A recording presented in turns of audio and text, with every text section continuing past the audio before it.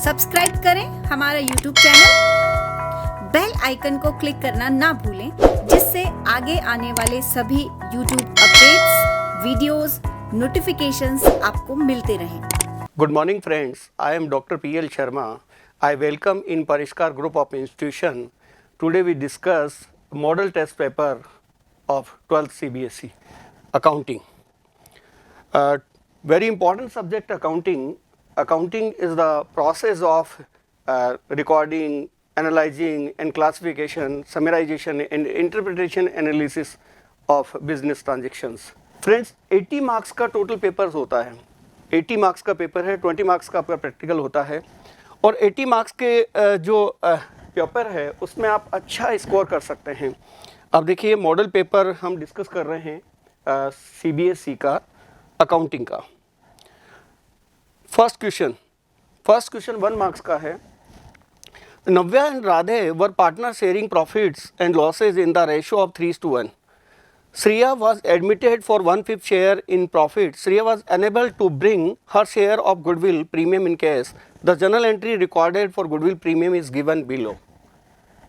आपको पता है फ्रेंड्स कि जब भी हम गुडविल कोई पार्टनर ब्रिंग करता है, न्यू पार्टनर, तो हम क्या करते हैं, सेक्रीफाइस रेशियो में डिस्ट्रीब्यूट करते हैं। लेकिन यहाँ पर आप देखिए कि यहाँ पर हमें गुडविल अगर कोई ब्रिंग नहीं कर रहा है तो न्यू पार्टनर के करंट अकाउंट को डेबिट करेंगे और ओल्ड पार्टनर्स जो है उनके कैपिटल अकाउंट को क्रेडिट करेंगे। और किस रेशियो में करेंगे, सेक्रीफाइस रेशियो में। जब भी हमें न्यू ने कैलकुलेट करना है तो न्यू इज इक्वल टू क्या होता है, ओल्ड माइनस सेक्रीफाइस। तो ओल्ड रेशियो हमारे पास दे रखा है, देखिए यहाँ पर 3:1। अब 3:1 दे रखा है तो 3.4 1.4 हो गया। और उसमें आप देखिए यहाँ पर ये आपका क्या हो गया, 1:2 सेक्रीफाइस रेशियो है। अब सेक्रीफाइस रेशियो हमें कैलकुलेट करना है तो यहाँ देखिए कि 1/5 के लिए पार्टनर आ रहा है, 1/5 के लिए आ रहा है और उसमें आप देखिए 1/3 किसका सेक्रीफाइस हो गया, नव्या का सेक्रीफाइस हो गया। तो 1/3 का मतलब हो गया 1/15। अब देखिए और इधर आप देखिए इधर कितना आ रहा है इसका, अब देखिए कि 1/5 के लिए आ रहा है और 2/3 किसका सेक्रीफाइस हो रहा है, राधे का सेक्रीफाइस हो रहा है। तो यहाँ पर 1/5 इंटू क्या आ रहा है, 2/3 इज इक्वल टू 2/15 यानी 1:2 आपका सेक्रीफाइस आ रहा है। बट अब देखिए यहाँ पर कि टोटल हम कैसे इसको माइनस करेंगे, माइनस करना पड़ेगा क्योंकि सेक्रीफाइस माइनस करेंगे तभी न्यू रेशियो आता है। तो यहाँ देख लो 3.4 यहाँ हम कैलकुलेट करेंगे। आप देखिए 3/4 है, उसमें से माइनस 1/15 करेंगे तो 60 हमारा एलसीएम आ रहा है। तो 4 से डिवाइड करेंगे तो 60 डिवाइड बाई 4 इक्वल टू 15 यानी 45। और यहाँ माइनस 15 64 4 इंटू 1 करेंगे तो ये 4 आ रहा है, तो लाइक 41/60 हो गया। ये तो किसका हो रहा है आपका, देखिए ये तो हो रहा है नव्या का हो रहा है। फिर राधे का हम कैलकुलेट करेंगे तो राधे का भी देख लीजिए कैसे हमें कैलकुलेट करना है, क्योंकि हमारा ओल्ड रेशियो हमें दिया हुआ है, देख लो कितना है 1/4। तो 1/4 हमें दिया हुआ है और इसमें से हमने अभी कैलकुलेट किया है, देख लो कैलकुलेट क्या किया है कि सेक्रीफाइस 2/15 है। तो 2/15 हमने सेक्रीफाइस किया है तो 2/15 यहाँ माइनस करेंगे तो यहाँ पर 60 एलसीएम आ गया, 15 इंटू ये 15 हो गया और माइनस अब देखिए 4 to 8 यानी कितना आ रहा है 7/60। यानी हमें गिवन है यहाँ पर देखिए नव्या, राधे एंड श्रेया 41/60, 7/60 एंड यहाँ पर हमें देख लो क्या दे रखा है, उसका पार्टनर का शेयर 1/5 है तो 1/5 है तो इसको 60 बनाने के लिए क्या करेंगे हम, इंटू 12, यहाँ भी ऊपर 12। तो यहाँ पर नया रेशो हो गया अपना न्यू रेशो 7, 16 और 12। अब देखिए तो यहाँ आंसर क्या हो गया, हमारा ए आंसर हो गया। ये हमें कैलकुलेशन आनी चाहिए। तो यहाँ देखिए फर्स्ट आंसर हमारा 41:7:12 हो गया। नेक्स्ट देख लो, ascertain if the amount of any liability understated, then the revaluation account will be debited to restore the liability amount of its actual value. Reason or increase the amount of liability is a loss for the firm. तो यहाँ देखो इधर बहुत and R true and R is correct explanation of A, यानी कोई भी liability अगर हमारी कम दिखा रखी है तो उसको हमें इंक्रीज करना है। इंक्रीज करेंगे तो आपको पता है कि रिवैल्यूएशन अकाउंट डेबिट होगा, तो रिवैल्यूएशन अकाउंट या टू क्या होगा, टू लाइबिलिटी। क्योंकि लाइबिलिटी एसेट्स अगर इंक्रीज होती है तो प्रॉफिट होता है और लाइबिलिटी अगर इंक्रीज होती है तो लॉस होता है। लेकिन इसका रिवर्स जो देखे हैं कि एसेट्स अगर हमारी डिक्रीज हो रही है तो लॉस हो रहा है, रिवैल्यूएशन अकाउंट डेबिट होगा, और अगर लाइबिलिटी हमारी डिक्रीज हो रही है तो हमें प्रॉफिट होगा। तो यहाँ देखो लाइबिलिटी इंक्रीज हो रही है, आप देखिए अंडरस्टेटेड दिखा रखा है, तो यहाँ इसको हम कैलकुलेट करेंगे, बोथ आर ट्रू एंड, तो इसका मतलब है कि ए एंड आर ट्रू। अब देखिए यहाँ पर लाइबिलिटी को एक्चुअल अमाउंट पे लाने के लिए हमें क्या करना पड़ेगा, रिवैल्यूएशन अकाउंट को डेबिट करेंगे, और increase the amount of liability is the loss for the firm. ये वेरी गुड, बिल्कुल सही है कि इंक्रीज द लाइबिलिटी ऑफ जो है वो हमारे लिए क्या है, लॉस है। तो यहाँ पर both and R true and R is the correct explanation of A, तो ये आपको ध्यान रखना है, वेरी इंपॉर्टेंट है। The excess amount of which the firm get on selling business over and about the net value, यानी business की value से ज़्यादा में आपने सेल किया है, इसका मतलब क्या है, इसका मीन्स है कि गुडविल, और आपको पता है कि परचेज गुडविल को ही बिजनेस पर रिकॉर्ड करते हैं।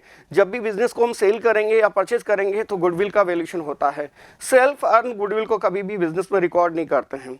तो यहाँ पर ये आंसर क्या आ जाएगा, गुडविल इसका करेक्ट आंसर है।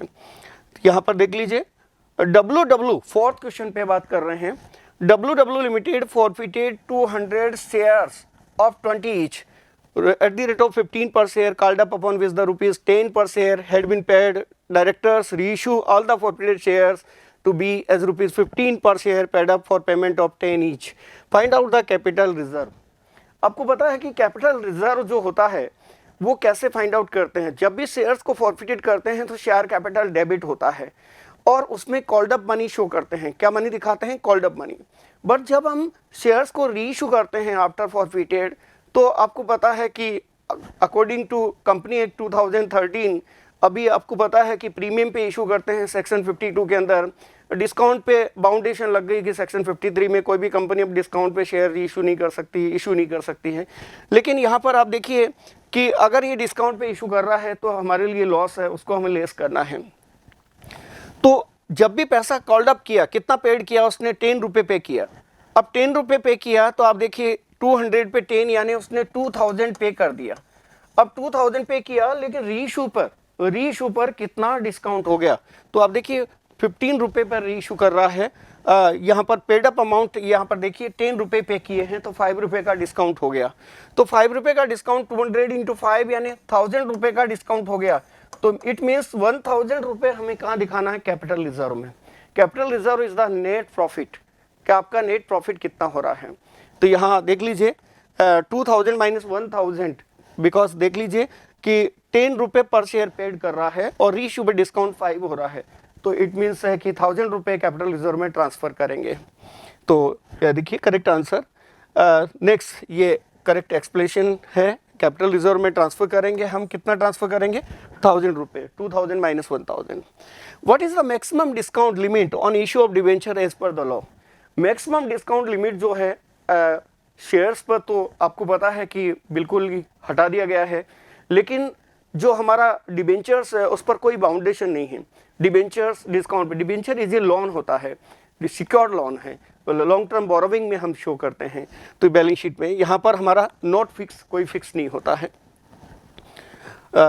ये एक्सप्लेनेशन है, there is a no limit fix by the companies act 2013 for the maximum discount can be levied at any rate at the company decided. तो ये कंपनी डिसाइड करती है डिस्काउंट की क्या लिमिट होनी चाहिए। Under which head the amount of discount which is amortized or cannot be written off is shown in the balance sheet। आपको पता है कि कोई भी अमाउंट डिस्काउंट की होती है तो उसको हम किस हेडिंग में शो करते हैं। कंपनी की जो एसेट साइड है, एसेट साइड में आपको पता है कि हमारे अकॉर्डिंग टू आप वर्टिकल फॉर्म में शो करते हैं कंपनी 2013 में, और आपको पता है कि शेड्यूल 3 में दिखाते हैं, उसका सब पार्ट 1 होता है, उसमें हम क्लॉज में दिखाते हैं 1 में बैलेंस शीट को। बैलेंस शीट की जो एसेट साइड में उसमें नॉन करंट एसेट्स और करंट एसेट्स होती है, लेकिन नॉन करंट एसेट्स उसके भी 5 पार्ट्स होते हैं। फिक्स एसेट्स है, लोन्स एंड एडवांसेज है, डेफर्ड टैक्स एसेट्स है, लॉन्ग टर्म इन्वेस्टमेंट है और अदर नॉन करंट एसेट्स है। But other non current assets में हम क्या क्या शो करते हैं, preliminary expenses, under writing commission, share issue expenses, deferred expenses, ये हम शो करते हैं। Discount on issue of debentures भी उसी में शो करते हैं। तो यहाँ discount on issue of debentures other non current assets में शो करेंगे, यानी डी आंसर है, डी इसका होगा, वेरी करेक्ट आंसर है डी। नेक्स्ट ये अदर उसमें शो करते हैं। डिबेंचर एप्लीकेशन अकाउंट, आपको पता है कि पर्सनल अकाउंट 3 टाइप का होता है, जो है natural personal account, artificial personal account and representative personal account. तो debenture application, share application, calls in arrear, calls in advance, is a nature क्या है उसका है रिप्रेजेंटेटिव पर्सनल अकाउंट, यानी वो किसी को बताता है कि वो किसके लिए है।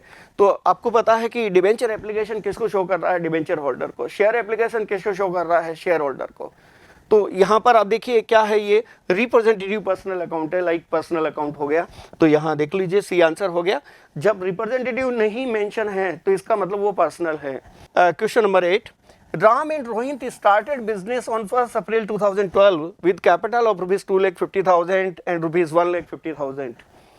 Respectively, on the 1st of October 2012, they decided that their capital should be rupees 2 lakh each. The necessary adjustment in the capitals were made by introducing or withdrawing cash. Interest on capital is allowed at 8% per annum. Calculate the interest on Rohit's capital on March 31st, 2013. इसका means है कि आपकी capital जो है बीच में additional capital हो रही है, क्योंकि पहले आपकी कितनी कैपिटल थी रोहित की, 1,50,000, बट ये 6 मंथ्स के लिए थी, क्योंकि 1 अप्रैल टू 30 सितंबर। तो 1,50,000 का कितना परसेंट इंटरेस्ट ऑन कैपिटल है, 8% है। तो 1,50,000 का 8% कितना हो रहा है, आप देखिए 8% पर एनम। तो आप देखिए कितना हो गया, 6,000। तो 6,000 रुपये आपकी इंटरेस्ट ऑन कैपिटल हो गई 6 मंथ्स की। 12,000 पूरे ऑल ऑफ द ईयर होती है। और देखिए फिर आपकी 2 लाख रुपए की कैपिटल 1 अक्टूबर से अप्लाई हो रही है। तो 2 लाख 6 मंथ्स के लिए और कैलकुलेट करेंगे तो 2 लाख का कितना परसेंट, 8%, कितना 16,000। तो 16,000 का हाफ कितना हो गया, 8,000।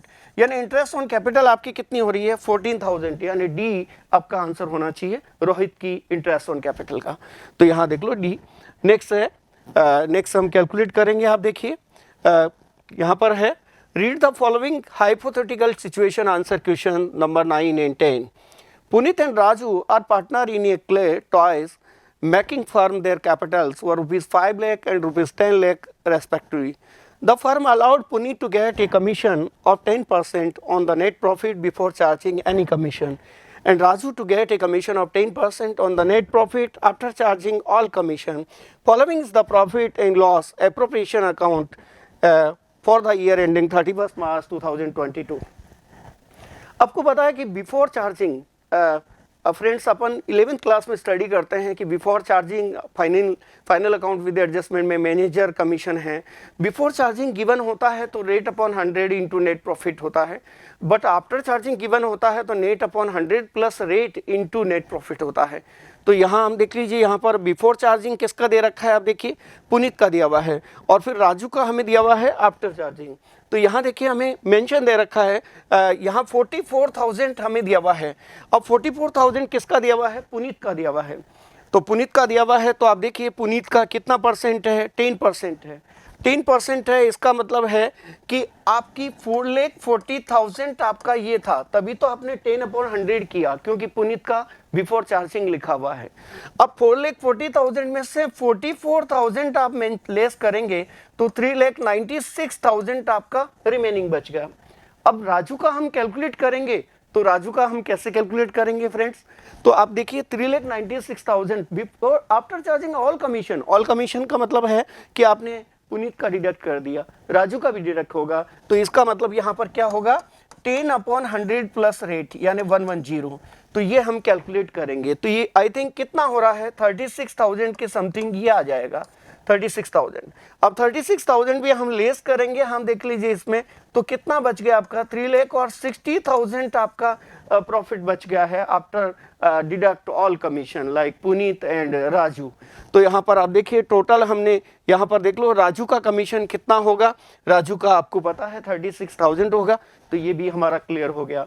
पुनीत का 44,000 गिवन था, और अब नेक्स्ट दे रखा है कि पुनीत शेयर ऑफ प्रॉफिट कितना होगा, तो ये तो हम कैलकुलेट कर लेंगे कि कैसे कितना कितना होगा, क्योंकि अब प्रॉफिट हमारा 3,60,000 हो गया।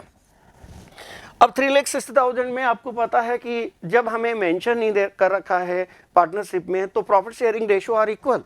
कोई अगर हमें मेंशन नहीं है कि किस रेशो में डिस्ट्रीब्यूट करना है, तो विदाउट इंफॉर्मेशन जो होता है पार्टनरशिप के अंदर प्रॉफिट शेयरिंग रेशियो इक्वल होता है।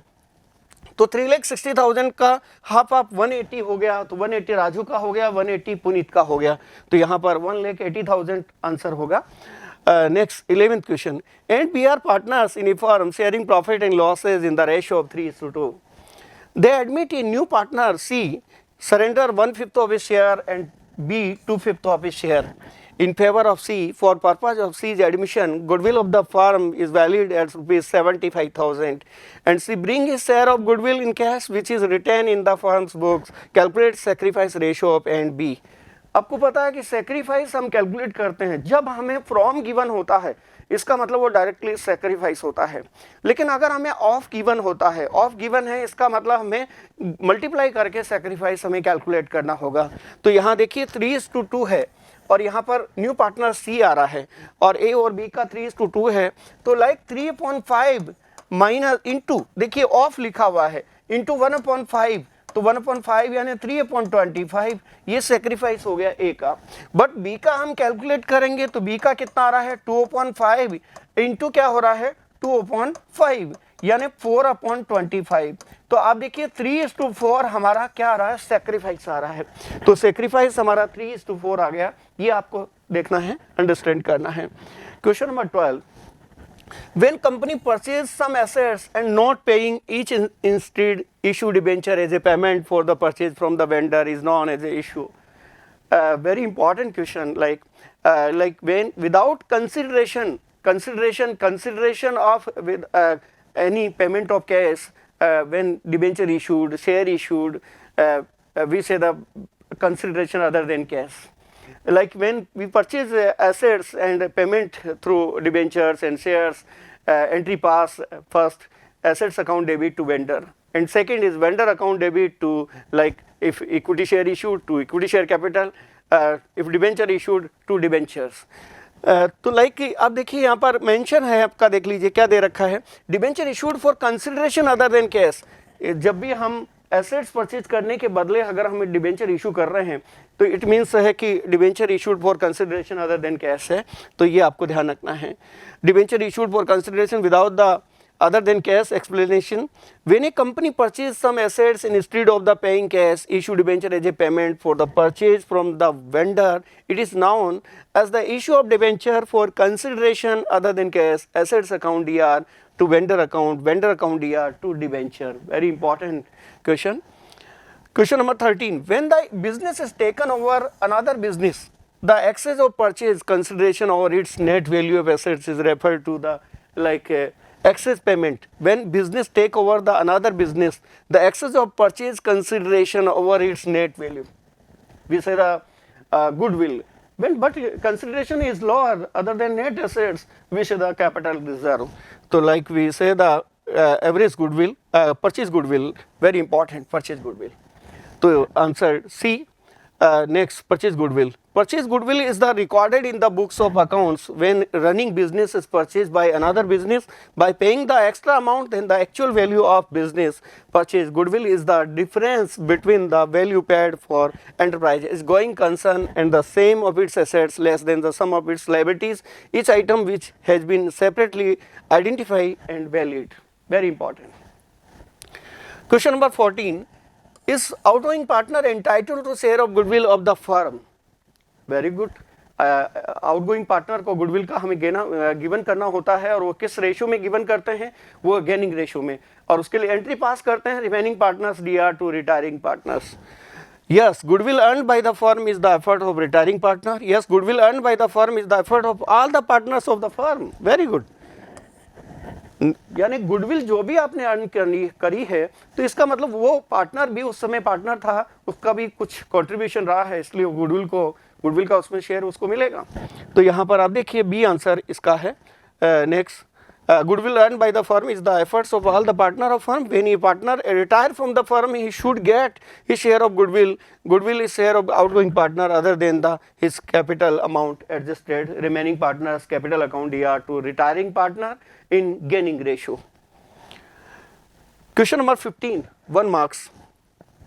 When the value of goodwill is not given at the time of admission of new partner, it is inferred from the capital, the new firm and profit sharing ratio. This concept is called, when goodwill is not given time of admission of partner, capital, new firm, like hidden goodwill. Hidden goodwill is the new capital minus old capital.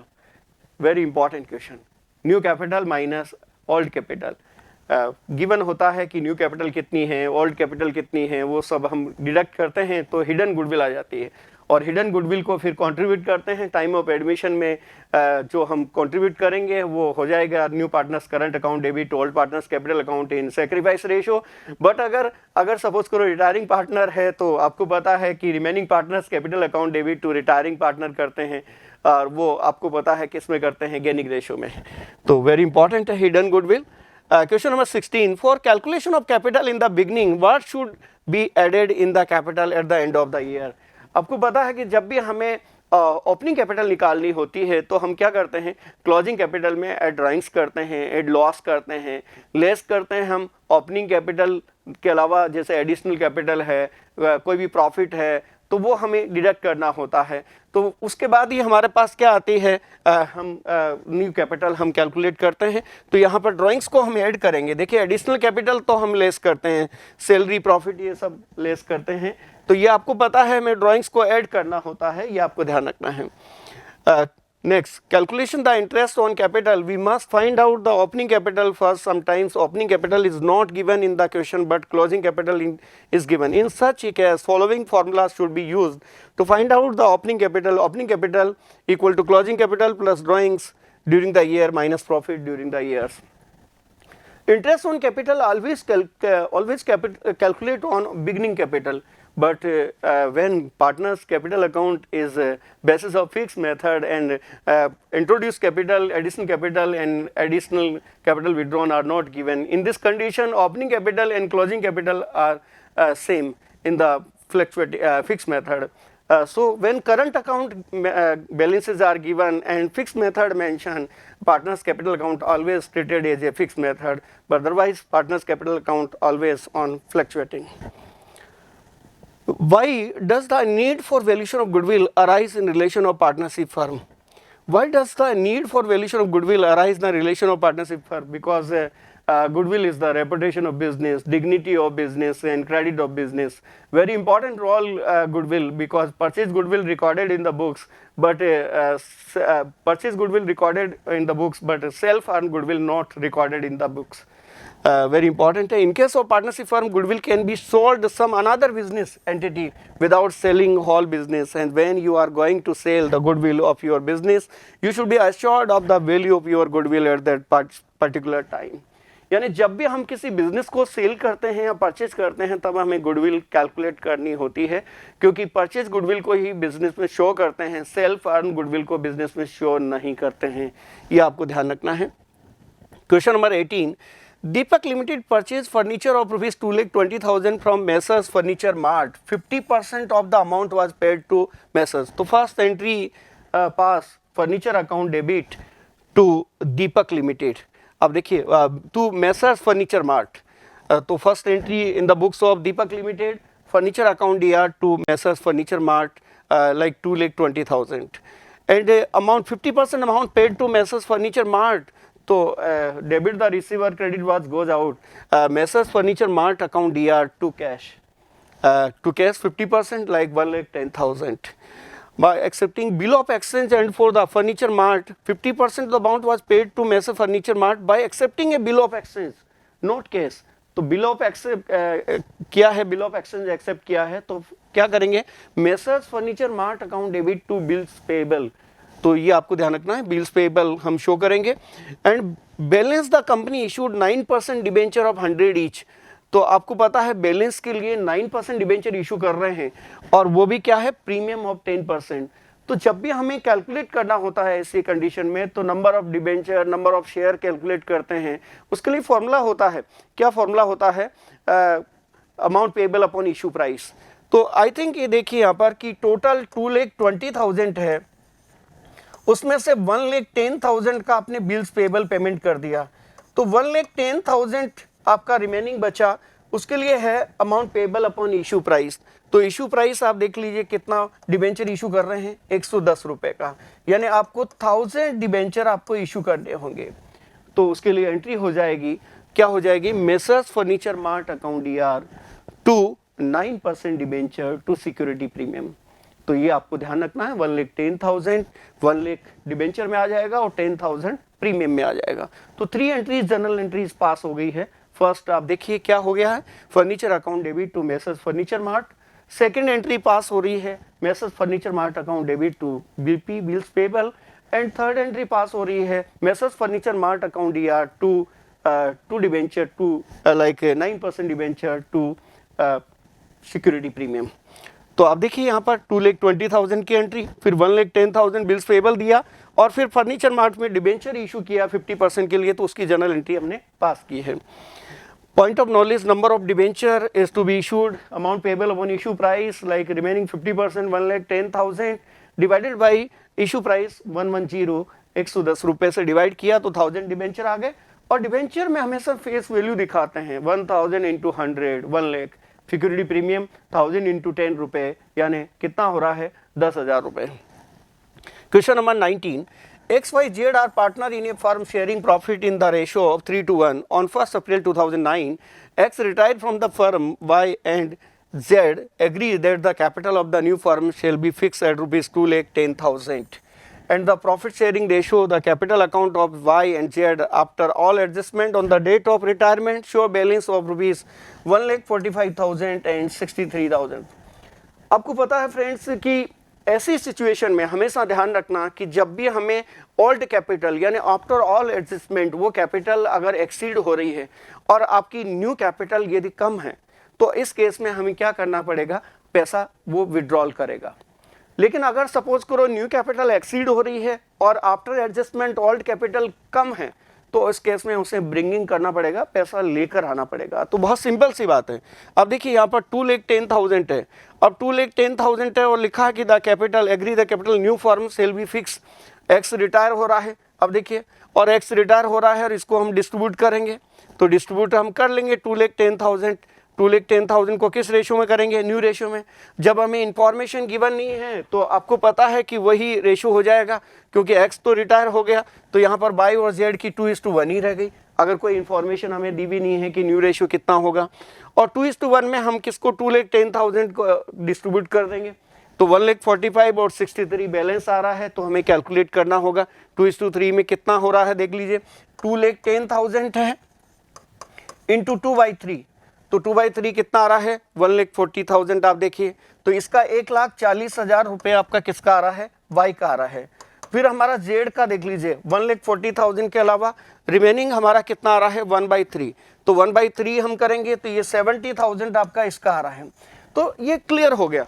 अब देखिए ये clear हो रहा है कि 1,45,000 और 1,40,000 यानी आपकी जो है ओल्ड कैपिटल ज़्यादा आ रही है, तो इसका मतलब ये 5,000 रुपये जो है लेकर जाएगा, यानी टू कैश होगा, एंट्री होगी यहाँ पर by account debit to cash. But यहाँ सेकंड सिचुएशन में आप देखिए यहाँ पर कि 63,000 है और 63,000 आपको पता है, और यहाँ पर 70,000 आ रहा है क्लोजिंग बैलेंस, इसका मतलब ये 7,000 रुपये लेकर आएगा। तो ये आपको ध्यान रखना है कि when all closing balance after all adjustment exceed new capital, तो उस केस में तो पेमेंट करना पड़ेगा फर्म को। लेकिन अगर सपोज करो क्लोजिंग बैलेंस जो हमारा न्यू कैपिटल है वो एक्सीड कर रहा है, तो इसका मतलब उसे ब्रिंग करना पड़ेगा। जैसे आप देखा नहीं, यहाँ 5,000 विड्रॉल करेगा, ये 7,000 ब्रिंगिंग करेगा, तो ये बहुत इंपॉर्टेंट है। आप देखिए यहाँ पर एडजस्टेड कैपिटल आफ्टर रिटायरमेंट ये आ रहा है 145.63 और न्यू कैपिटल आपकी ये आ गई 140 और 70। तो अब देखिए इधर आपका जो है ओल्ड कैपिटल एक्सीड कर रहा है, तो ये 5,000 विड्रॉल करेगा और ये 7,000 आपका ब्रिंगिंग करेगा, ये आपको ध्यान रखना है। तो x will withdraw rupees 5,000 and Z will bring rupees 7,000। Very important case है, ये आपको ध्यान रखना है। Question number 20, डॉर्मन Sinchan and Nabita are partners sharing profit and losses in the ratio of 3:1 with effect from 1st April 2022. They agree to share profit equally. For this purpose, goodwill is to be valued at 2 years purchase of average profit of last 4 years, which are as follows. आपको पता है कि हमें valid 2 years purchase, 2 years purchase का मतलब होता है कि प्रीवियस 4 ईयर का जो प्रॉफिट होगा उसको हमें एवरेज करना है और एवरेज करने के बाद 2 से मल्टीप्लाई करना है। क्योंकि वैल्यूएशन ऑफ गुडविल की जो मेथड है वो 4 मेथड है। फर्स्ट है हमारी क्या है, एक्चुअल एवरेज प्रॉफिट, यानी जिसको फ्यूचर मेंटेनेबल प्रॉफिट भी कहते हैं मेथड। सेकंड है super profit method, third capitalisation method and fourth है एन्युटी मेथड। तो यहाँ पर आप देखिए annuity method is the scientific method, but यहाँ पर आप देखिए 2 years purchase of average profit है, यानी हमारा 4 ईयर के प्रॉफिट को एवरेज करके 2 से मल्टीप्लाई करना है, बट एडजस्टमेंट हमें करना कंपलसरी है। आपको पता है कि एवरेज प्रॉफिट के लिए हमें क्या ऐड करना है और क्या लेस करना है, तो ये हमें एडजस्टमेंट देखना होगा। क्योंकि फ्यूचर डिसकंटिन्यू एक्सपेंसेस को ऐड करते हैं, फ्यूचर में एक्सपेंसेस होंगे तो इसका मतलब उसको डिडक्ट करेंगे, ये आपको ध्यान रखना है। ईयर एंडिंग ऑन 31 मार्च 2019, अब देखिए ये दे रखा है हमें 50,000 का प्रॉफिट है। आप देखिए 19 में, 20 में 1,20 का है, 21 में आपको पता है 1,80,000 रुपये का है, और 22 में हमारे पास कितना दे रखा है 70,000 का लॉस है। अब प्रॉब्लम है कि on 1 April 2021 a motor bike costing 50,000 was purchase and debited to travelling expenses account. आपको पता है फ्रेंड्स कि जब भी हम किसी कैपिटल एक्सपेंडिचर को रिवेन्यू ट्रीट करते हैं, यानी प्रॉफिट एंड लॉस अकाउंट में दिखाएंगे, तो हमारा प्रॉफिट कम हो जाएगा, क्योंकि कैपिटल एक्सपेंडिचर तो बैलेंस शीट में जाएगा, like building, machine, furniture, the capital expenditure like fix assets. Fix assets क्या क्या होती है, land and building, plant and machinery, furniture, motor car, lease hold property, free hold property, gross block, net block, live stock, patents, trademarks, copyright, technical know, licence, franchisee, all these are fix assets. तो fix assets को balance sheet में दिखाना चाहिए, कि income statement में नहीं दिखाते हैं। बट अगर कोई रेवेन्यू एक्सपेंसेस है जो साल भर के अंदर हो रहा है, इसका मतलब उसको हम किस में दिखाते हैं, इनकम स्टेटमेंट में दिखाते हैं। ये आपको ध्यान रखना है, बिजनेस को रन करने के लिए जो एक्सपेंसेस होते हैं। तो ये 50,000 से हमारा प्रॉफिट कम हो गया, और कब हुआ, 21 1 अप्रैल को हुआ। इसका मतलब ये इसमें जाएगा, तो यहाँ पर आप देखिए ये 70,000 में 50,000 हमारा प्लस हो जाएगा, क्योंकि हम 70,000 लॉस में जा रहे हैं, क्योंकि 50,000 की मोटर बाइक परचेज करी, जिसको हमने शो कर दिया। फिर आगे देख लो, यहाँ पर लिखा है with depreciation to be charge 20%, यानी 50,000 का 20% डेप्रिसिएशन है, तो हम 10,000 रुपये डिडक्ट कर देंगे, क्योंकि 50,000 का, क्योंकि depreciation is the revenue expenditure है। तो ये आपको ध्यान रखना है, डेप्रिसिएशन क्या है, रिवेन्यू एक्सपेंडिचर है, तो उसको हम डिडक्ट करते हैं। तो लास्ट ईयर में 70,000 में 50,000 ऐड करना है और 10,000 हमें लेस करना है। फिर आगे देख रहा है कि डेप्रिसिएशन स्ट्रेट लाइन मेथड से लगाना है, तो ये आपको देखना है, स्ट्रेट लाइन का मतलब एवरी ईयर डेप्रिसिएशन फिक्स होता है। फिर है विच depreciation start 20% per annum by straight line method, the firm also paid on annual insurance premium of 20,000 which had already been charged to the profit and loss account for the year and generalize the transaction। अब आपको पता है कि insurance premium पे करते हैं, तो insurance premium तो लेस करते हैं हम, तो 20,000 फिर डिडक्ट हो जाएंगे। तो ये आपको ध्यान रखना है। ये एडजस्टमेंट करने के बाद आप देखिए यहाँ पर कि एडजस्टमेंट हम करेंगे, तो एडजस्टमेंट करने के बाद जो एवरेज प्रॉफिट आएगा, फिर हमें एवरेज निकालना होगा, एवरेज करके डिवाइड बाय 4 करके एवरेज करेंगे, और फिर जो प्रॉफिट आएगा, जो हमारा वो आएगा, उसमें हमें कैलकुलेट करना पड़ेगा सेक्रीफाइस गेनिंग रेशो हमें कैलकुलेट करते हैं, क्योंकि रिटायरमेंट का केस है। रिटायरमेंट में क्या होगा, या अगर किसी पार्टनर को सेक्रीफाइस हो रहा है तो उसका अकाउंट हमारा क्रेडिट होगा, लेकिन अगर किसी पार्टनर को गेन हो रहा है तो उसका अकाउंट डेबिट हो जाएगा। ये आपको ध्यान रखना है, वेरी इंपॉर्टेंट पॉइंट है जिस पर आपको फोकस करना है। तो यहाँ देखिए इधर कि हमारे पास 50,000 है, पहला प्रॉफिट आप देखिए 19, 20, 21 और 22, उसमें 50,000 रुपये का प्रॉफिट है, उसमें एडजस्टमेंट नहीं था। इसका 1,20 है तो 1,20 ही रहा, 1,80 है तो 1,80 रहा, और इधर 70 में 50,000 रुपये ऐड किया हमने मोटर बाइक का, 10,000 रुपये डेप्रिसिएशन लेस किया, तो 30,000 रुपये रह गए। टोटल हमारे पास 3,20,000 रुपये हैं। अब 3,20,000 में हम डिवाइड करेंगे, आप देखिए कितना average profit, total normal profit, ये आपको पता है कितना आ रहा है, 1,60,000 रुपये आ गया। तो 1,60,000 में डिवाइड बाई 1/6 करेंगे तो 26,667 रुपये आपको पता है ये हो गया है, क्योंकि 1/6 ये हमें कैलकुलेट करना होता है। कि कैसे कैलकुलेट किया, आप देखिए यहाँ पर कि गेन और सेक्रीफाइस, आपको पता है कि ओल्ड माइनस न्यू करेंगे तो अगर पॉजिटिव आ रहा है तो वो सेक्रीफाइस है, लेकिन ओल्ड माइनस न्यू करने से अगर वो नेगेटिव आ रहा है तो इसका मतलब क्या है, वो गेन हो रहा है। और इधर डॉर्मेंट जो है उसको गेन हो रहा है, आप देखिए इधर, क्योंकि 3/6 में से 2/6 वो सेक्रीफाइस हो रहा है, और नोबिलता जो है उसको क्या हो रहा है, गेन हो रहा है, क्योंकि ये माइनस में जा रही है। अब देखिए 1/6 का गेन हो रहा है। तो हम कैलकुलेट करेंगे, देखिए 1,60,000 है और 1,60,000 का जो आया है हमारा, तो यहाँ पर डिवाइडेड बाई 1/6 हमने कैलकुलेट किया है, तो इज इक्वल टू 26,667 ये हमने कैलकुलेट कर लिया। तो ये आपको ध्यान रखना है। अब ये कह रहा है कि ऑलरेडी चार्ज हो गया 20,000 का, इसलिए हमने एडजस्टमेंट नहीं किया है, क्योंकि वो ऑलरेडी 20,000 चार्ज है। अगर ये भी चार्ज नहीं होते तो 20,000 भी डिडक्ट करते हैं, लेकिन ऑलरेडी हो चुका है, तो इसलिए हमने इसको नहीं किया है। तो ये देखिए क्या एंट्री की हमने, gaining account debit to sacrifice. तो यहाँ पर देखो सिंचन को तो न गेन हो रहा है न सेक्रीफाइस हो रहा है, इसलिए वो तो क्या हो गया, नेग्लेक्ट हो गया। और यहाँ पर आप देखिए डॉर्मेंट जो है उसको सेक्रीफाइस हो रहा है, तो इसलिए उसका अकाउंट क्रेडिट कर दिया, और जो नोबिलता है उसको गेन हो रहा है यहाँ पर, तो उसका अकाउंट क्रेडिट कर दिया, और यहाँ पर डॉर्मेंट जो है उसको सेक्रीफाइस हो रहा है, तो उसका अकाउंट डेबिट कर देंगे। तो ये आपको ध्यान रखना। गेन किसको हो रहा है, गेन यहाँ पर आप देखिए किसको हो रहा है, नोबिता को गेन हो रहा है। यहाँ पर आप देखिए जिसको गेन हो रहा है उसका अकाउंट डेबिट होगा, और जहाँ पर जिसको अगर सेक्रीफाइस हो रहा है तो उसका अकाउंट क्रेडिट होगा। तो सेक्रीफाइस आपको पता है किसको हो रहा है, डॉर्मेंट को हो रहा है, तो उसका अकाउंट आप देखिए क्रेडिट हो गया।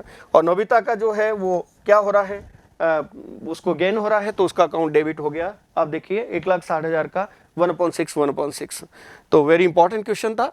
आगे चलते हैं 21। Mohan limited forfeited the following equity shares of ₹10 each issued at A premium of ₹2 per share. 700 share issued to X for non-payment of second and final call of ₹3 per share. 500 share issued to Z for non-payment of the first call ₹2 per share and second call and final call ₹3 per share. The forfeited share were reissued to Y for ₹11 per share fully paid. Pass journal entry record the forfeiture and reissue of shares. आपको पता है कि जिन shares को forfeited करते हैं तो share capital debit होता है।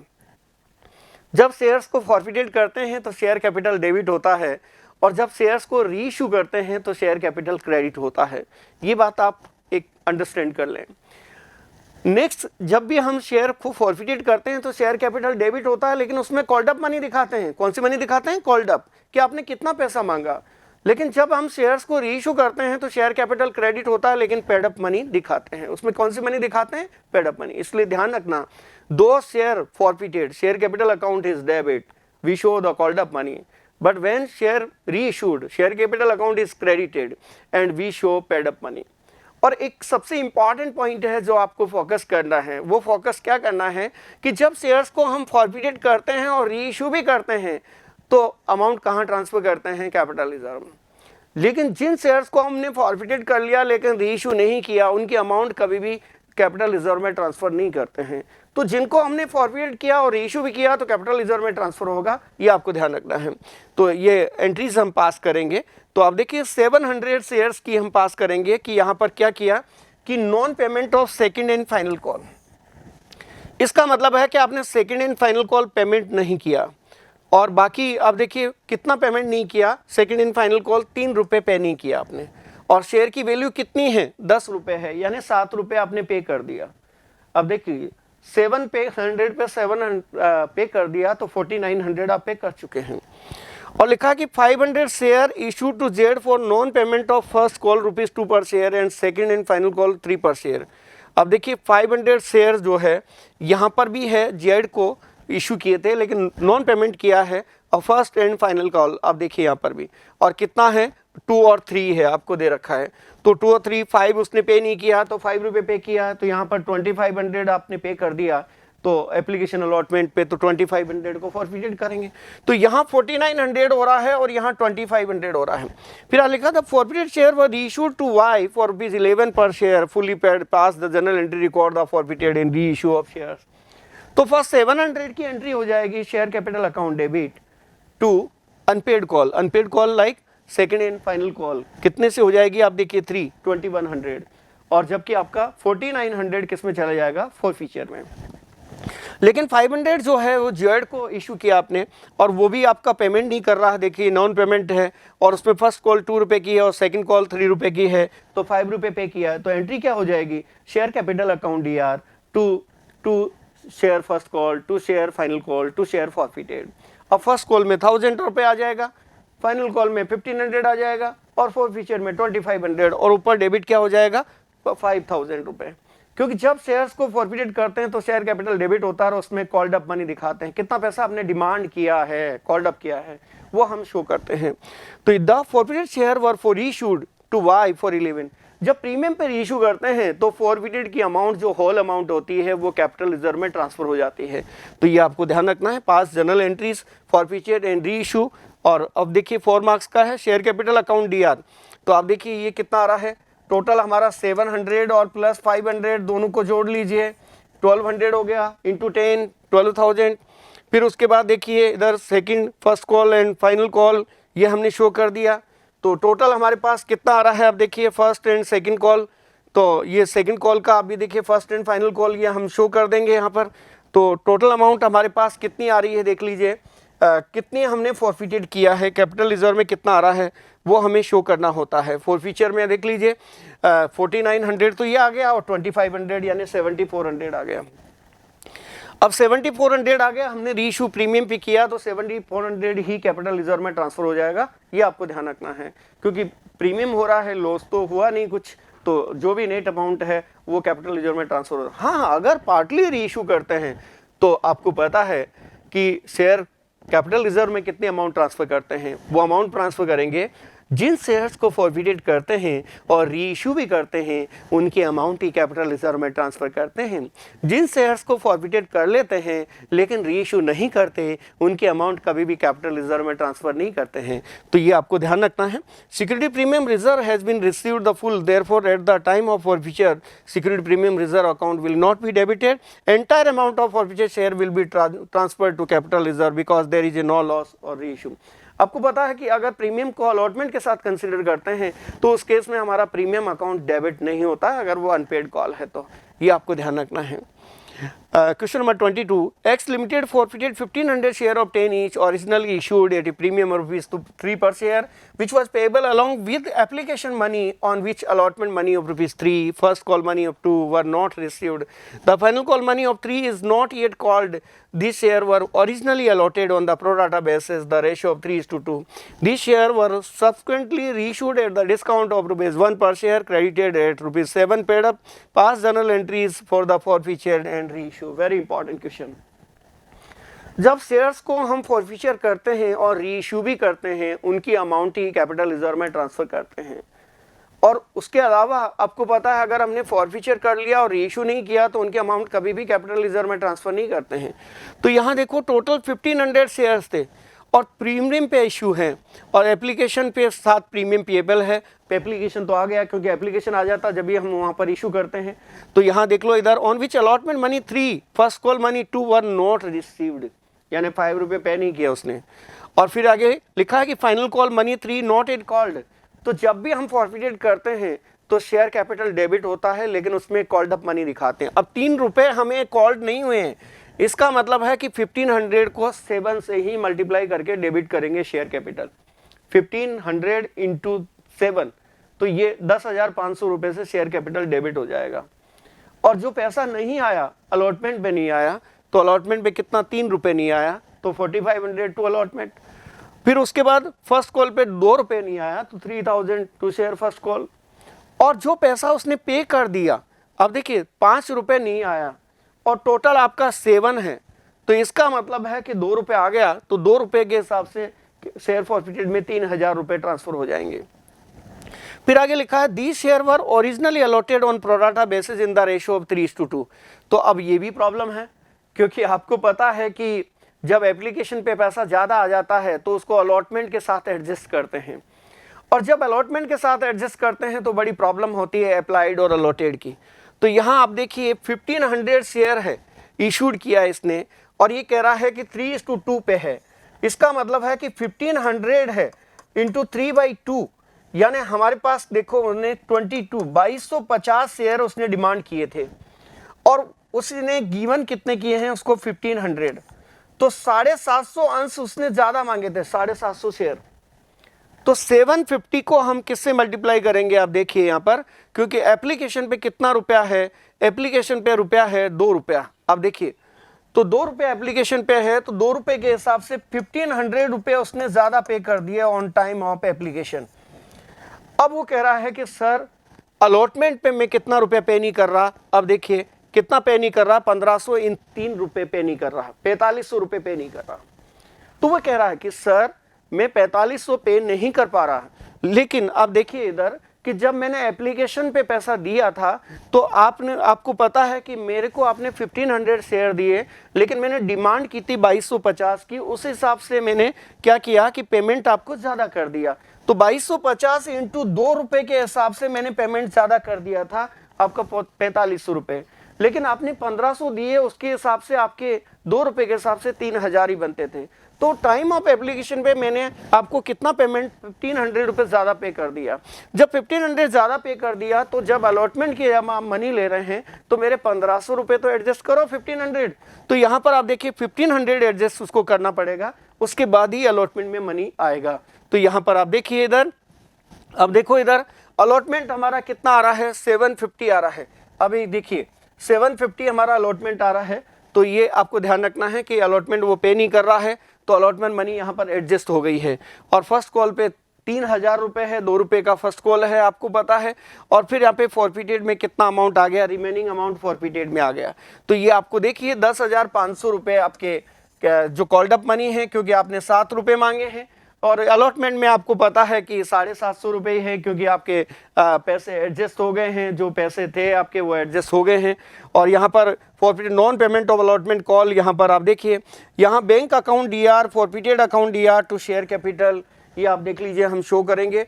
तो ये 10,500 रुपये आपको पता है कि फॉरफिटेड में आ रहा है 1500 रुपये। अब इस फॉरफिटेड में से आपको ये लेस हो जाएगा 6,750 और 1500 रुपये आपको लेस कर देंगे।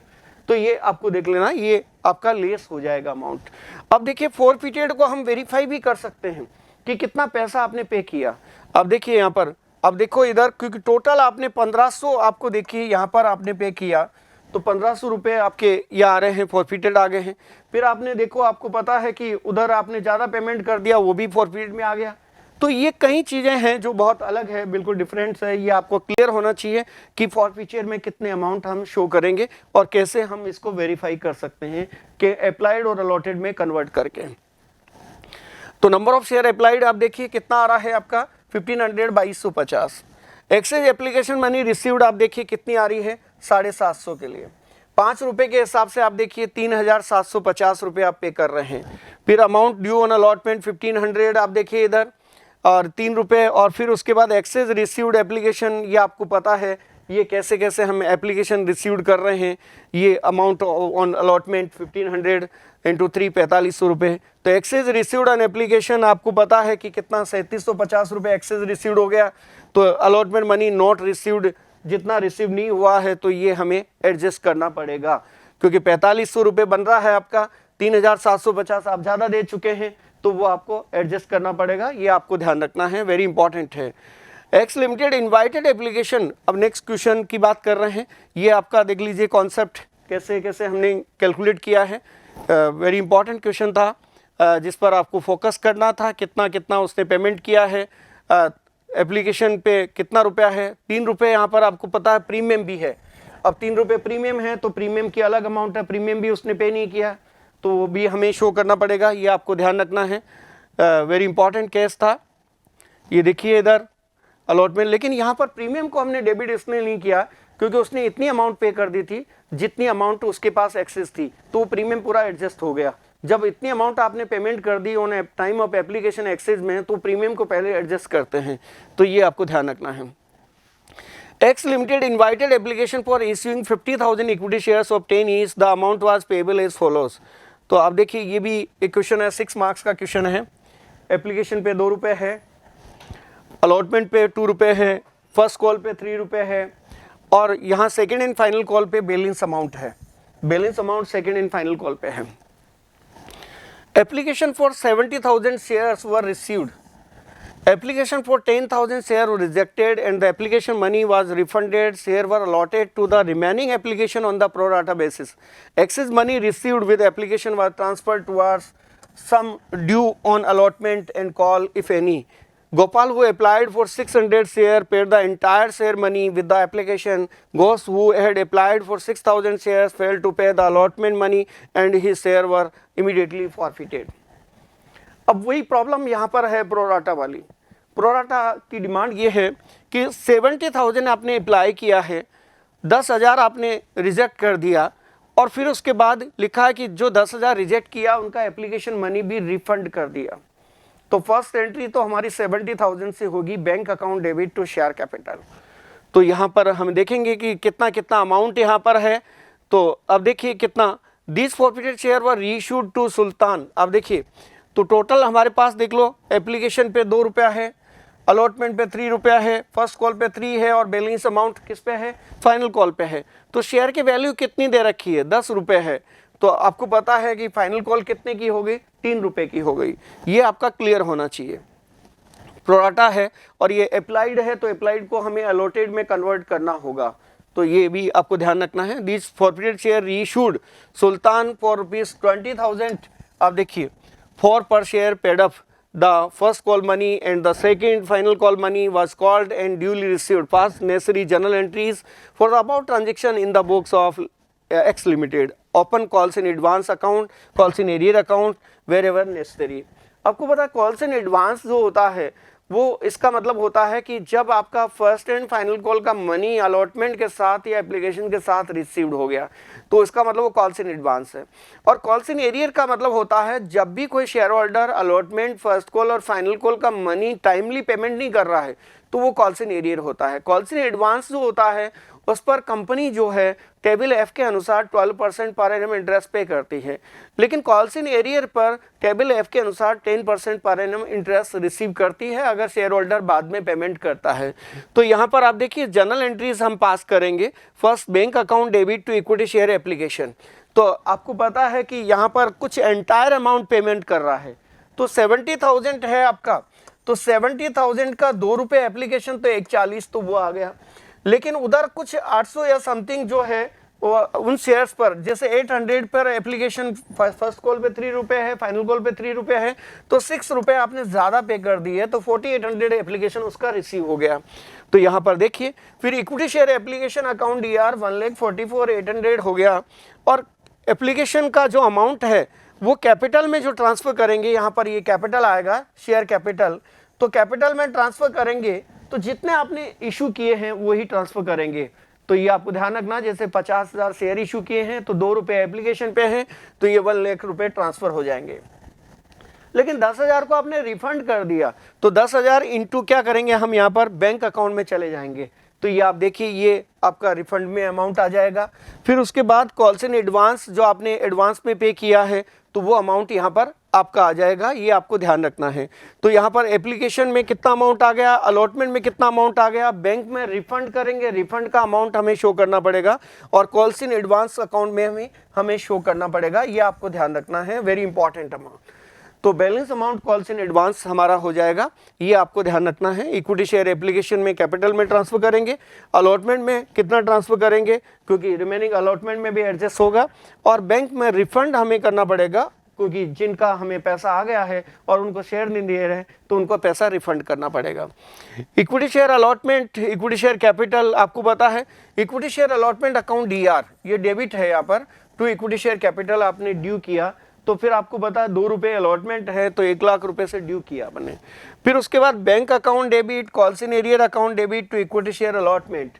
तो अलॉटमेंट पे जो पैसा पे नहीं कर रहे हैं तो इसका मतलब उनको हमें डिडक्ट करना पड़ेगा। तो डिडक्ट कर दिया हमने 8,000 रुपये, लेकिन वहाँ भी प्रोराटा हमें देखना पड़ेगा कि उसने कितना अप्लाइड किया था और कितना अलॉटेड किया था, उसके हिसाब से पैसा एडजस्ट यहाँ पर करना पड़ेगा, और वही कॉल्स इन एरियर में शो करते हैं। तो ये हम वर्किंग नोट में देखेंगे, 71,200 उसको रिफंड होगा, और टोटल 79,200 आपका अमाउंट होगा। फिर उसके बाद equity share capital account DR, calls in arrear to कैलसियर arrear account to share forfeited being share forfeited. ये आपको पता है कि जब भी हम फर्स्ट कॉल के बाद या अलॉटमेंट के बाद ही हम फॉरफिटेड करते हैं, तो वहाँ पर कॉल्ड अप मनी के हिसाब से फॉरफिटेड की एंट्री करेंगे, तो ये भी आपको ध्यान रखना है। फिर equity share bank account DR to equity share जो भी हम रीइशू करेंगे या फर्स्ट कॉल फाइनल कॉल पे पैसा लेंगे उसकी जनरल एंट्री हम पास करेंगे, तो वो भी आपको ध्यान रखना है। नेक्स्ट आप देखिए इधर कि ABC are in a partnership sharing profit in the ratio of 3:1। 28 फरवरी 2017 को सी रिटायर हो रहा है from the firm, there balance sheet on this date was as follows, कि उस डेट को बैलेंस शीट कितनी है। तो यहाँ पर आप देखिए बैलेंस शीट हमें गिवन है और पार्टनरशिप की गिवन है। जब भी हमें, आपको पता है कि कोई रिटायरमेंट होता है या डेथ होती है तो हम रिवैल्यूएशन अकाउंट बनाते हैं, और रिवैल्यूएशन के अलावा हम पार्टनर्स कैपिटल अकाउंट बनाते हैं, और रिटायरिंग पार्टनर्स लोन अकाउंट या diet partners loan account, diet partners capital account या डाइट पार्टनर्स एग्जीक्यूटर अकाउंट या diet partners executors loan account, ये हमें बनाना होता है। तो यहाँ पर आप देखिए टोटल हमारे पास ये बैलेंस शीट गिवन है और लिखा है कि goodwill of the firm is valid 1,50,000, C sells share of goodwill to and B in the ratio 4:1, यानी यहाँ पर गिवन भी है आपका गेनिंग रेशो, क्योंकि remaining partners capital account debit to retiring partner entry pass होती है, ये आपको ध्यान रखना है। Stock is revalued 3 lakh, debtors are revalued 1,50,000, ये रिवैल्यूएशन में ट्रांसफर करेंगे, एसेट्स की वैल्यू इंक्रीज हो रही है, इसका मतलब है कि रिवैल्यूएशन प्रॉफिट है, डिक्रीज हो रही है तो रिवैल्यूएशन का लॉस है, ये आपको ध्यान रखना। Outstanding expenses brought down to ₹3,000, outstanding expenses अगर इंक्रीज हो रहे हैं तो लॉस है और डिक्रीज हो रहे हैं तो प्रॉफिट है, ये आपको ध्यान रखना। Investment are sold at loss of 10%, investment को आपने सोल्ड कर दिया तो bank account debit to investment, profit and loss account भी डेबिट हो जाएगा, लॉस पे सेल कर रहे हैं। C is paid off full, C को पे कर रहे हैं, सी रिटायर हो रहा है तो C is capital account debit to bank कर देंगे हम। और prepare revaluation account, capital account and the balance sheet of new firm, very important है। रिवैल्यूएशन अकाउंट हमें बनाना होता है एसेट्स और लायबिलिटीज के बेस पर, ये आपको ध्यान रखना है कि देखिए प्रोविजन फॉर डाउटफुल डेट्स, अगर डेटर्स पे प्रोविजन बन रहे हैं 15,000, स्टॉक आपका 50,000 से इंक्रीज हो गया, आउटस्टैंडिंग एक्सपेंसेस आपको पता है कि कितने हो रहे हैं, वो अब रिवैल्यूएशन प्रॉफिट आपको शो करना है। इन्वेस्टमेंट अकाउंट आपको पता है कि कितना हो रहा है, तो ये भी आपको पता है लॉस पे शो कर दिया। तो टोटल आपका देखिए कितना अमाउंट आ रहा है, ये हमें ट्रांसफ़र करना पड़ेगा। टोटल हमारा 57,000 टोटल आ रहा है। अब देखिए टोटल 57,000 हो गया, 12,000 का लॉस हो गया, तो किस में डिस्ट्रीब्यूट करते हैं, ऑल्ड रेशियो में। आपको पता है एडमिशन हो या रिटायरमेंट हो तो हमें क्या करना होता है कि रिवैल्यूएशन का profit and loss old ratio में डिस्ट्रीब्यूट करते हैं। इसलिए हमेशा ध्यान रखना कि रिवैल्यूएशन अकाउंट का जो नेचर होता है वो हमारा नॉमिनल नेचर होता है, और उसका प्रॉफिट एंड लॉस जो भी होगा वो ऑल्ड पार्टनर्स में ऑल्ड रेशियो में डिस्ट्रीब्यूट करते हैं।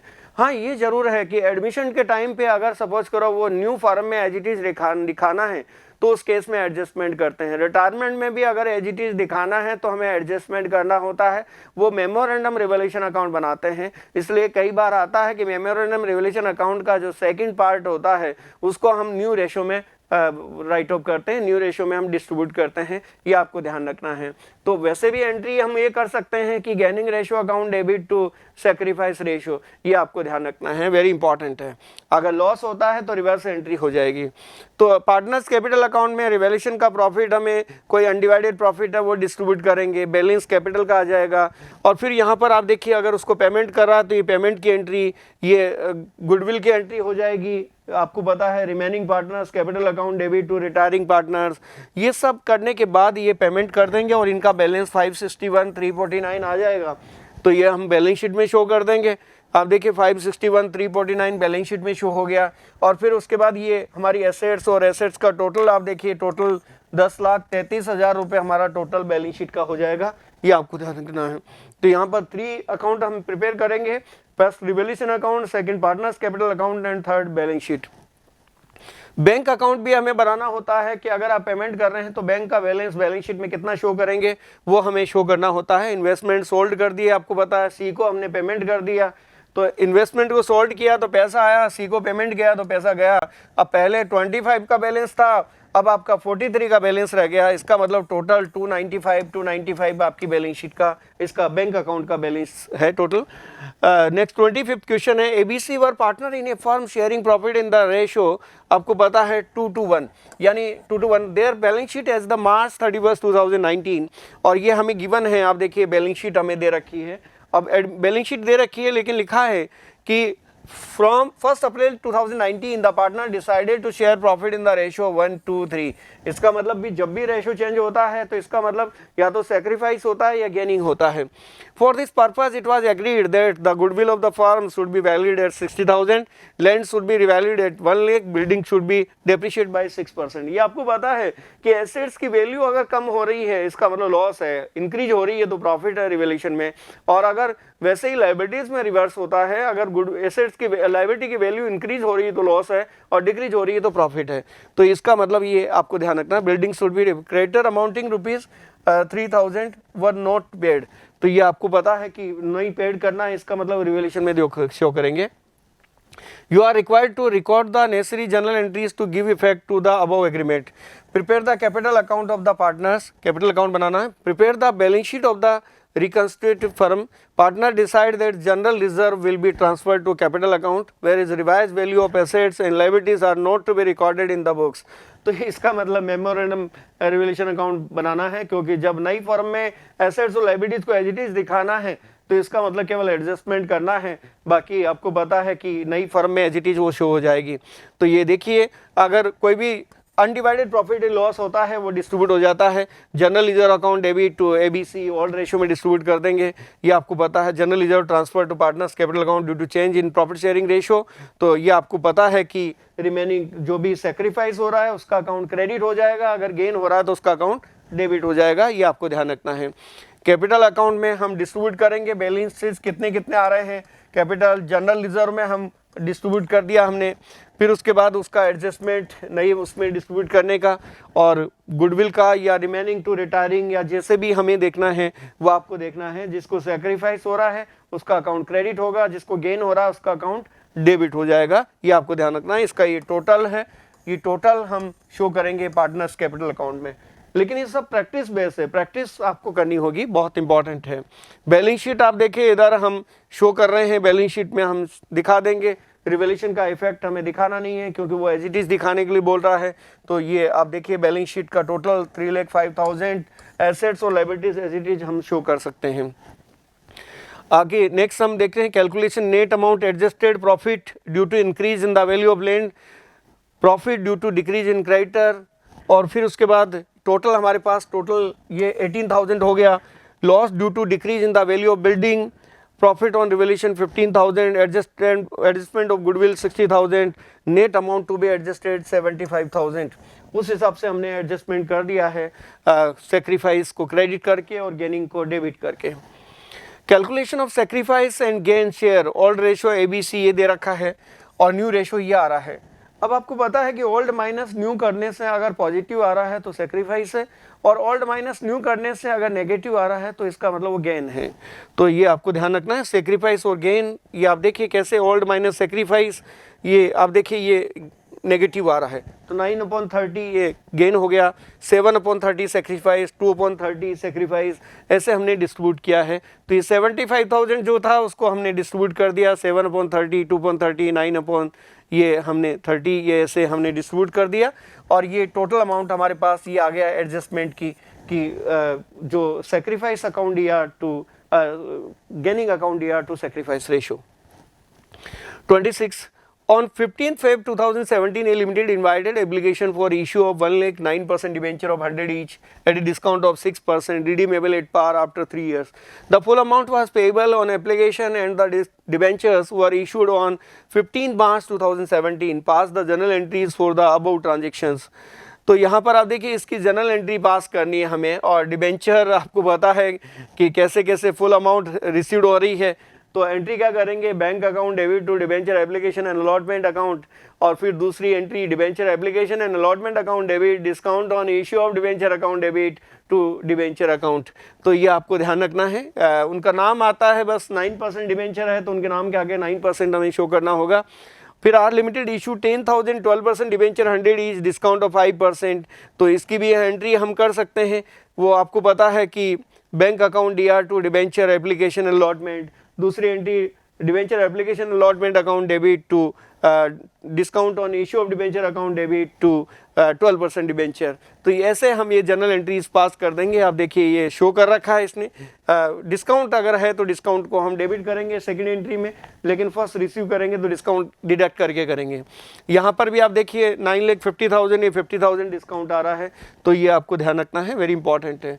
नेक्स्ट हम बात कर रहे हैं the analysis of financial statement by share holder is an example of. ये सेक्शन बी हमारा स्टार्ट हो गया, 1 मार्क्स के क्वेश्चन है। और ये लिखा है कि जब भी शेयर होल्डर्स को हम फाइनेंशियल स्टेटमेंट एनालाइज करते हैं तो share holder is the external analysis कहलाता है, तो ये आपको ध्यान रखना है, तो ये इम्पॉर्टेंट है। Dividend paid by trading company is classified under which kind of activity while preparing the cash flow statement. तो ये फाइनेंशियल एक्टिविटीज में आता है। अगर नॉन ट्रेडिंग कंपनी होती है तो आप नॉन फाइनेंशियल कंपनी होती है तो इन्वेस्टिंग एक्टिविटी में अगर डिविडेंड रिसीव होता है तो यहाँ पर आप देखिए किस में हम जो शो करेंगे cash flow from financial activities, क्योंकि कैश फ्लो के अंदर 3 एक्टिविटीज़ में पैसा आता और जाता है। फर्स्ट हमारा कैश फ्रॉम ऑपरेटिंग एक्टिविटीज़ है, second cash from investing activities है, and third cash from financial activities है। तो ये आप ध्यान रखना है। नेक्स्ट इसका और ये क्वेश्चन भी आ सकता है, या तो ये करें या वो करें। When provision for depreciation account is separately maintain in this method two account is prepared. तो आपको पता है फिक्स एसेट्स का अकाउंट बनाना होता है और एक प्रोविजन फॉर डेप्रिसिएशन का अकाउंट बनाते हैं when we prepare on time of cash flow statement. तो यहाँ पर आप देखिए fix assets and provision for depreciation, see answer इसका होगा। Next cash flow from financial activities, fixed assets and provision for depreciation account. Explanation: when provision for depreciation, accumulated depreciation account is maintained separately in such a case at the time of sale of assets, two account are prepared. Assets account, provision for depreciation account and accumulated depreciation account हमें show करना होता है। अब देखिए second next question 29, financial analysis become useless because it. तो आपको पता है कि अगर हमें क्वालिटेटिव एनालिसिस नहीं कर सकते हैं तो फिर वो बेकार है। तो हमें क्वालिटेटिव एनालिसिस होना चाहिए उसका फाइनेंशियल स्टेटमेंट का। और आपको पता है कि फाइनेंशियल स्टेटमेंट में किस किस को इंक्लूड करते हैं। इनकम स्टेटमेंट है फर्स्ट, सेकंड बैलेंस शीट है, थर्ड कैश फ्लो स्टेटमेंट है, फोर्थ है statement of change in equity है, एंड फिफ्थ हमारा जो आपको पता है कि नोट्स एंड अकाउंट्स है। तो ये आपको ध्यान रखना है, लेक ऑफ क्वालिटेटिव एनालिसिस वो यूजलेस होते हैं। 30 है, an investment normally qualifies as a cash equivalent only when from the date of acquisition at which shortly maturity period less than 3 months. 3 महीने से कम के लिए टाइम होता है तो इसका मतलब वो कैश एंड कैश इक्विवेलेंट में इंक्लूड करते हैं। तो ये आपको ध्यान रखना, जैसे ट्रेजरी बिल हो सकता है या कोई कॉमर्शियल बिल हो सकता है, कोई भी। अब देखिए 3 मंथ्स और लेस यहाँ पर आंसर आएगा, B answer. Increase in the, इसका और है increase in the balance of security premium reserve will be, आपको कहाँ शो करते हैं, फाइनेंशियल एक्टिविटीज़ में शो करते हैं सिक्योरिटी प्रीमियम को। तो यहाँ पर add in the financial activities यहाँ पर शो करेंगे कैश फ्लो स्टेटमेंट में। फिर है add in the financial activities, security premium reserve is directly concern with the share capital which is part of financial activities. It is to be added in the financial activities while preparing a cash flow statement when is issued at a premium, then the premium amount is received in cash, hence it is flow and should be added। ये आपको ध्यान रखना है। 31 state under which the measure heading the following item will be presented in the balance sheet of company as per the schedule 3rd part of the company act 2013। आपको पता है कि जो हमारी बैलेंस शीट है अब according to company act 2013 vertical form में आ गई है। लाइबिलिटी साइड में आपको पता है कि उसके 4 हेडिंग होते हैं।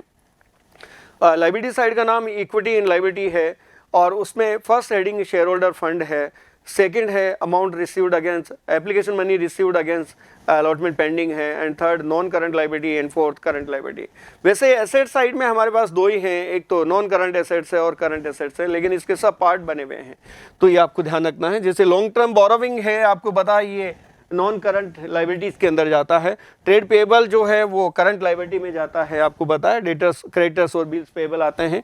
Provision for tax short term है तो आपको पता है कि उसमें चला जाएगा आपका करंट लाइबिलिटीज़ के अंदर, लेकिन अगर लॉन्ग टर्म है तो फिर आपका लॉन्ग टर्म बोरोविंग इसमें चला जाएगा नॉन करंट लाइबिलिटीज़ में। सिक्योरिटी प्रीमियम रिजर्व आपको पता है रिजर्व एंड सरप्लस में चले जाता है, ये आपको ध्यान रखना। पेटेंट्स आपको पता है इंटेंजिबल एसेट्स है, हमारी अदृश्य संपत्ति इंटेंजिबल एसेट्स है, और इंटेंजिबल एसेट्स जिसको हम टच नहीं कर सकते, जिसको हम सीन नहीं कर सकते, तो पेटेंट्स हम शो करते हैं। तो पेटेंट्स हमारी इंटेंजिबल एसेट्स में चले जाएगा, यानी नॉन करंट एसेट्स में। एक्रूड इनकम जो है वो भी आपको पता है कि उसी के अंदर हमारा करंट एसेट्स का पार्ट है। Accrued income which income is earn but not received up to end of the year, accrued income. Current investment है वो भी करंट एसेट्स में चले जाएंगे, ये आपको ध्यान रखना है, वेरी इंपॉर्टेंट है, जिस पर फोकस करेंगे। आप देखिए long term borrowing, non current liabilities, trade payable, current liabilities, provision for tax, current liability short term है तो security premium reserve, share holder fund, share capital में, पेटेंट्स नॉन करंट एसेट्स में, एक्रूड इनकम करंट एसेट्स में आपको पता है। तो यहाँ पर आप देखिए करंट इन्वेस्टमेंट करंट एसेट्स में दिखाते हैं, ये आपको ध्यान रखना है। नेक्स्ट 32 है, gross profit of company was 25%, it cash sales were ₹2 lakh and its credit sales 90% of the total sales. If the total sales, if the indirect expenses of company was 20,000, calculate net profit ratio. आपको पता है कि जो हमें given है उसके base पर हम कैलकुलेट करेंगे। जैसे आपको दे रखा है, हमें क्या दे रखा है, कैश सेल्स दे रखा है, हमें दे रखा है कि ग्रॉस प्रॉफिट कंपनी का 25% दे रखा है, credit sales were 90% of the total sales, तो इसको हमें एक्स मान के भी कर सकते हैं। तो यहाँ देखिए 2 लाख रुपए की हमारी कैश सेल्स है और credit sales 90% of total sales है, तो आप माने कि भी टोटल सेल्स इज एक्स, कि आपकी टोटल सेल्स कितनी दे रखी है, एक्स दे रखी है। अब आपको पता है कि 2 लाख आपकी कैश सेल्स है प्लस 90% 0.90x आपकी क्रेडिट सेल्स है और इज इक्वल टू एक्स है। तो यहाँ हम देखें कि इसमें हम कैलकुलेट कर सकते हैं कि भाई आपका कितना, आपका एक्स की वैल्यू क्या है। तो एक्स की वैल्यू आपको पता है 20 लाख आ जाएगी, तो 20 लाख हमारा निकल जाएगा, टोटल सेल्स हमारी आ जाएगी। और 20 लाख में आपको पता है कि हम 90% 18 लाख हमारी क्रेडिट सेल्स हो गई, 2 लाख हमारी कैश सेल्स हो गई। तो ये हम अब वैसे ही ग्रॉस प्रॉफिट वाला फॉर्मूला हम यूज़ करेंगे, तो ग्रॉस प्रॉफिट आपको पता है 5 लाख आ गया, क्योंकि 20 लाख का 25% है। तो net profit gross profit minus indirect expenses आपको पता है कि गिवन है यहाँ पर, तो इसका मतलब 4,80,000 आपका नेट प्रॉफिट हो गया। तो वैसे हम नेट प्रॉफिट रेशियो हम कैलकुलेट कर सकते हैं, net profit upon net sales into 100, net profit ratio हम कैलकुलेट कर सकते हैं। 33 है, gross profit ratio of company 25% state giving reason which of the following transaction will increase और डिक्रीज और सी not alter the gross profit ratio.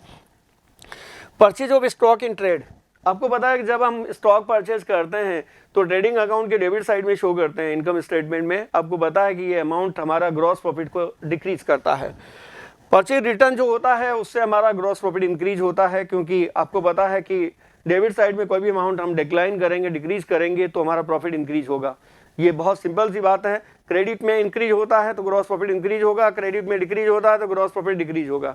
लेकिन debit में रिवर्स होता है, इंक्रीज होता है तो ग्रॉस प्रॉफिट हमारा डिक्रीज होगा, और अगर डिक्रीज होता है डेबिट साइड में तो इसका मतलब ग्रॉस प्रॉफिट इंक्रीज होगा। तो यहाँ पर देखिए cash sales of stock in trade आप देख रहे हैं, तो यहाँ पर कैश सेल्स हो रहा है तो इसका मतलब ग्रॉस प्रॉफिट इंक्रीज होगा यहाँ पर, क्योंकि सेल्स इंक्रीज हो रही है। Stock in trade costing 20,000 withdraw by personal use, purchase कम हो जाएगी, परचेज कम हो जाएगी तो ग्रॉस प्रॉफिट हमारा इंक्रीज हो जाएगा। लेकिन ये आपको ध्यान रखना है, बहुत सिंपल है। Stock in trade costing 15,000 distributed free sample, तो ये भी आपको पता है कि ग्रॉस प्रॉफिट यहाँ पर भी कम हो जाएगा।